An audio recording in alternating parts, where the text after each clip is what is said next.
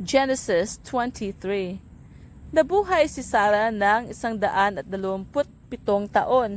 Namatay siya sa lungsod ng Arba na tinatawag ding Hebron sa lupain ng Kanaan. Ito'y labis na ikinalungkot ni Abraham. Sandaling iniwan ni Abraham ang bangkay at nakipag-usap sa mga Hiteo. Pakiusap niya, "Ako'y isang dayuhan at nakikitira lamang sa inyong lupain. Kung maaari, pagbilhan ninyo ako ng lupang mapaglilibingan sa aking asawa." Sumagot ang mga Hiteo, "Kinikilala ka naming isang dakilang pinuno. Pumili ka na ng lugar ng gusto mo para paglibingan sa iyong asawa. Ikalulugod namin na ibigay sa inyo ang bahagi ng inyong mapipili." Bilang pasasalamat, yumuko si Abraham sa harapan ng mga tao at sinabi niya, "Kung talagang hindi kayo tutol na dito ko ilibing ang aking asawa, tulungan ninyo akong makiusap kay Ephron na anak ni Zohar.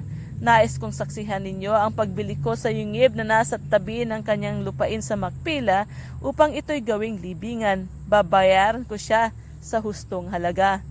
Nagkataong si Ephron ay kasama ng nagkakatipong mga Hiteo sa may pintuan ng lungsod. Kaya sinabi niya kay Abraham na naririnig ng lahat, "Hindi lamang ang yungib kundi pati ang lupang kinilalagyan nito ay ibibigay ko na rin sa inyo upang paglibingan sa inyong asawa. Saksi ko ang lahat ng naririto." Muling yumuko si Abraham sa harapan ng mga naroroon at sinabi niya kay Ephron na naririnig ng lahat, "Kung maaari, pakinggan mo ako. Bibilhin ko ang buong lupain. Tanggapin mo ang tamang kabayaran upang mailibing ko roon ang aking asawa." Sumagot si Ephron kay Abraham, 400 pirasong pilak Sumagot si Ephron kay Abraham, 400 pirasong pilak po ang halaga ng lupa. Huwag na nating pag-usapan basta't paglibingan na ninyo.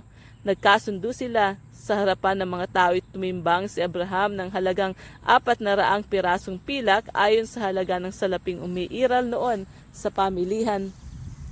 Kaya't ang lupaing iyon ni Ephron sa Makpela sa silangan ng Mamre pati na ang yungib at mga punong kahoy sa paligid nito ay naging pag-aari ni Abraham.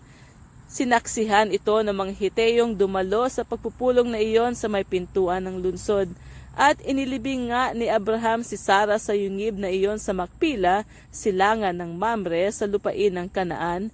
Ito'y tinatawag ngayong Hebron. Ang lupangang iyon ay ang yungib na dating pag-aari ng mga Hiteo ay binili ni Abraham upang gawin niyang libingan.